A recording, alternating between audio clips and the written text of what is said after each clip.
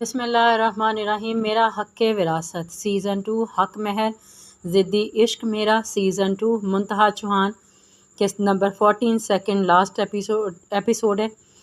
ہوا کا تیز جھونکا ابتسام کو چھو کے گزرتا سلطان پہ دہشت طاری کر گیا تھا۔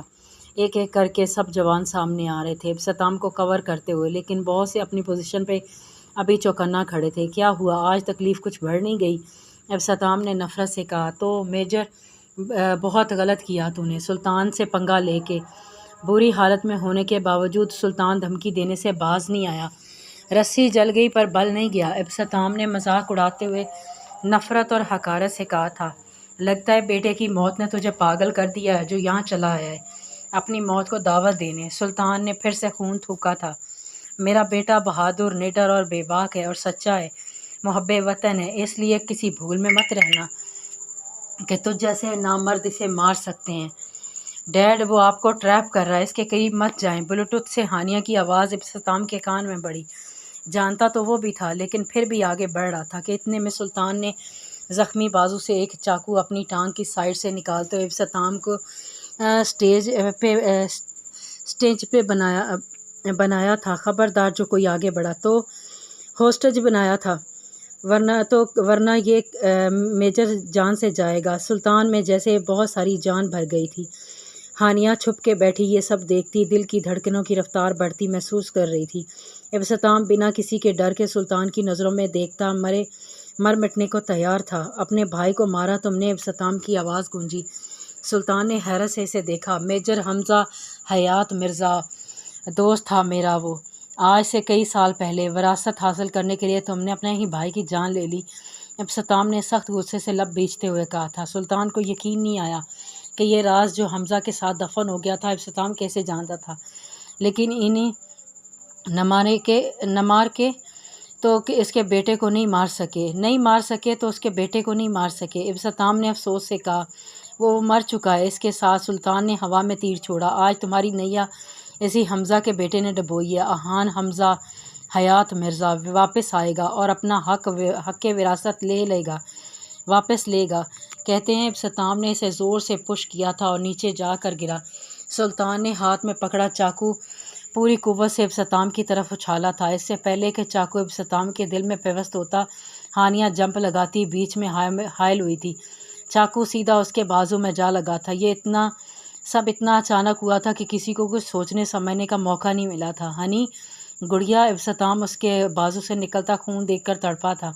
آج کتنے عرصے بعد ابتسام نے اسے بچپن کے نام سے پکارا تھا۔ بابا! ہانیہ کی آنکھیں نم ہوئیں۔ باپ کو دیکھتے ہوئے پرسکون ہو گئی تھی کہ اس کا باپ صحیح سلامت ہے۔ سلطان کو جوانوں نے اپنی حراست میں لے لیا۔ اس کے ساتھ کئی آدمی بھی پکڑے گئے تھے۔ اس کے اڈے سے 30 کے قریب لڑکیاں اور 50 کے قریب چھوٹے بچے بازیاب کروائے گئے تھے۔ ان کی کوئی تعداد نہ تھی۔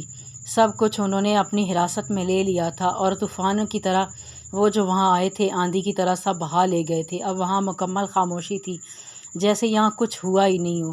بس لاشیں تھیں ان آدمیوں کی جن کو ٹھکانے لگاتے فوجی شیر جوان ہوا کی سی رفتار سے تیز رفتاری دکھا رہے تھے، اور اب وہاں کسی کا بھی نام و نشان نہیں تھا۔ 1 سال بعد وقت کا کام ہے چلتے رہنا، یہ کسی کے لیے نہیں رکتا، لیکن کچھ اچھی یادیں دے کر جاتا ہے تو کچھ بری، کچھ زخم ایسے دے جاتا ہے جو وقت گزرنے کے ساتھ ساتھ مل ہونے کی بجائے مزید گہرے ہو جاتے ہیں۔ نور فاطمہ سب کو مل گئی تھی، سب سے مل کے وہ بہت روئی تھی۔ اس کا درد پھر سے اجاگر ہوا تھا۔ اس کے ماں باپ نے سنبھال لیا تھا۔ میر ہادی جو اتنے عرصے سے بہن کی تلاش میں تھا، لیکن جب ملنے کا وقت تو ایکسیڈنٹ ہوا جس کی وجہ سے وہ 1 سال سے کومے میں تھا۔ اب یہ اذیت کسی کے لیے بھی برداشت کرنا سونے روح تھا۔ وہ بچ تو گیا تھا لیکن دماغ کے ایک خاص حصے پر چوٹ لگنے کی وجہ سے وہ گہری نیند میں چلا گیا تھا۔ اس کا ٹریٹمنٹ 1 سال سے چل رہا تھا۔ ڈاکٹرز پورے امید تھے، جبکہ آنیہ کو پورا یقین تھا کہ ایک دن میر ہادی ضرور اٹھے گا۔ اس کی گود میں اس کا چھوٹا سا 6 ماہ کا بیبی تھا جو سب کی آنکھ کا تارا تھا۔ کشش تو اسے دیکھ کر جیتی تھی، جبکہ میر یامین کی تو آنکھوں کا تارا تھا میر گلفام۔ اسی لیے طرح پیرزادہ مینشن میں بھی وہ سب کو عزیز تھا۔ اس 1 سال نے ان سے دادا جی اور ابی جان جیسے رشتوں کو کھو دیا تھا، داغ مغفرت دے گئے تھے، سبھی زندگیوں میں موو آن کر گئے تھے۔ ابرش اور ابتسام کے بیچ کی ساری غلط فہمیاں ختم ہو گئی تھیں۔ لیکن گلے شکوے آج بھی ویسے ہی تھے۔ ان کی نوک جھوک اب سب گھر والے ہی سنتے تھے اور انہیں ایک ساتھ دیکھ کر سبھی اب خوش تھے۔ ابتسام نے وراثت کے اصل حقدار اپنی بیٹیوں کے نام کر دی تھی۔ ہاں، ان کا سگا بیٹا تو نہ تھا، لیکن بیٹے سے بھی بڑھ کر تھا۔ محبت چاہت اپنی جگہ، لیکن یہ بھی سچ تھا کہ وہ وراثت کا حقدار نہ تھا۔ اس کی بیٹیاں ہی اس کی وراثت کی حقدار تھیں۔ اس نے صرف آہان کو اتنے سال بچائے رکھنے کے لیے جھوٹ بولا تھا، لیکن 1 سال ہو گیا تھا، کوئی نہیں جانتا تھا وہ کہاں ہے، زندہ ہے بھی یا نہیں۔ اس نے کسی سے بھی رابطہ نہیں کیا تھا۔ جہاں سب آگے بڑھ رہے تھے وہیں ہانیہ رک گئی تھی، اور وہ اس ایک لمحے کی زد میں تھی جب اس نے آہان کی بات مان کے گاڑی سے جمپ کیا تھا، اور اس لمحے کو پچھتا رہی تھی۔ آج بھی وہ اس کے حصار سے آج تک باہر نہیں نکلی تھی۔ اس نے ہنسنا بولنا چھوڑ دیا تھا، سب سے بس ضرورت کی حد تک بات کرتی تھی۔ بس اگر کوئی اسے بلوا لے سکتا تھا تو وہ میر گلفام تھا، اس کا شہزادہ، جس سے وہ اپنے دل کی ساری باتیں کیا کرتی تھی۔ اس کی جان بستی تھی اس میں، جبکہ ابرش اسے اس حال میں دیکھ کر بس کڑکتی تھی۔ اس کی بیٹی روگ لگا بیٹھی تھی، خود کو عشق کا روگ، جس کا کوئی علاج نہیں تھا۔ ابرش کو اپنا وقت یاد آ گیا تھا جب ابتسام کے لیے بھی یہی کہا گیا تھا کہ وہ اس دنیا میں نہیں رہا۔ کتنا روئی تھی وہ، اور کتنا انتظار کیا تھا اس نے۔ آج اپنی ہی بیٹی کو اپنی ہی جگہ پر کھڑا دیکھ کر وہ بہت دکھی تھی، لیکن اپنی بیٹی کے لیے وہ بہت کچھ سوچ رہی تھی۔ ایک طرف وہ ابتسام کو مطمئن دیکھ کر پریشان تھی، تو دوسری طرف روز ہی روز غم میں گھلتی بیٹی کو دیکھ کر افسردہ تھی، جو اسے پریشان کر رہا تھا۔ اور آج اس نے پکا ارادہ کر لیا تھا ابتسام سے بات کرنے کا۔ جیسے ہی وہ کمرے میں داخل ہوا، ابرش اس کی جانب بڑھی تھی۔ میں نے ایک فیصلہ کیا ہے، فوراً سے سینے پہ ہاتھ باندھے ابتسام کو گھڑی اتار کے رکھتے ہوئے دیکھ کر تیکھے انداز میں کہا۔ اچھی بیویاں شوہروں کے تھکے ہارے گھرانے پہ چائے پانی پوچھتی ہیں، ایک آپ ہیں مجھے فیصلے سنا رہی ہیں۔ ابتسام نے مسکراتے ہوئے کہا، جب آپ باپ بیٹیوں کو فراموش کر دیں تو کچھ فیصلے ماؤں کو لینے پڑتے ہیں۔ ابرش کی بات پہ ابتسام کی مسکراہٹ میں ڈھلے لب سکڑے تھے۔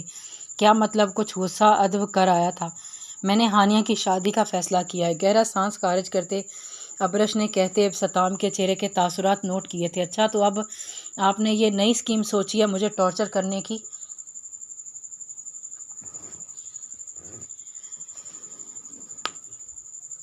نفی میں سر ہلاتے ہوئے وہ ابرش کو تپا گیا تھا۔ اسے مذاق مت سمجھیے گا ابتسام پیرزادہ، میں نے رشتہ بھی دیکھ لیا اور کل وہ آ رہے ہیں رشتہ پکا کرنے۔ ابرش نے اپنی تیزی دکھائی تھی۔ جب آپ سارے کچھ طے کر چکی ہیں تو مجھے نہ بتاتی نا، تو کچھ نہیں جانا تھا آگے۔ کچھ کبھی آپ کے فیصلے سے انحراف کیا ہے؟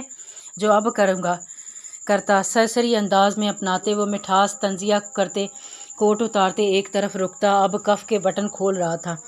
باپ ہیں اس لیے انفارم کر رہی ہوں، کل گھر پہ رکیے گا، شام 4 بجے وہ لوگ آئیں گے۔ ابرش نے الٹیمیٹم دیا تھا۔ جو حکم مدام۔ ابتسام سر تسلیم خم کرتا ہوا باتھ روم میں گھس گیا تھا۔ ایسی بھی کیا لاپرواہی، بندہ تھوڑا انٹرسٹ ہی لے لیتا ہے، بیٹی کی زندگی کا معاملہ ہے، بندہ کیوں اتنی لاپرواہی ظاہر کر رہا ہے؟ خیر کوئی بات نہیں، میں نے بھی چوہا بل سے نہیں شیر گچھار سے نہ نکالا نا، تو میرا نام بھی ابرش ابتسام پیرزادہ نہیں۔ ابرش پلاننگ کرتی ہوئی مسکرائی تھی۔ Mama please don't do this. Haniya Aahan کے روم میں بیٹھی تھی، اس وقت کرب سے آنسو بہا رہی تھی۔ اسے بہت تکلیف ہو رہی تھی ابرش کے فیصلے پر، لیکن وہ بے بس تھی، کس آس پہ وہ انکار کرتی؟ اس کا سب کہنا بیکار تھا۔ امی اس سال بہت ہوتا ہے کسی کا انتظار کرنا، وہ بھی 1 سال سے انتظار میں تھی، وہ تو ساری زندگی اس کے انتظار میں گزار سکتی تھی، لیکن یہاں ابرش نے اس کی ایک نہ چلنے دی۔ اس کے لاکھ طویلوں کے بعد بھی اسے ہاں مانتے ہوئے بنی تھی، لیکن اندر سے وہ ٹوٹ چکی تھی، بکھر رہی تھی۔ آہان کی تصویر کو سینے سے لگائے کرب سے آنکھیں موند گئی تھی۔ زندگی میں کبھی آئے نہ ربا، آئے تو کبھی پھر جائے نہ ربا، دینے ہوں اگر مجھے بعد میں آنسو، تو پہلے کوئی ہنسائے نہ ربا، جاری ہے۔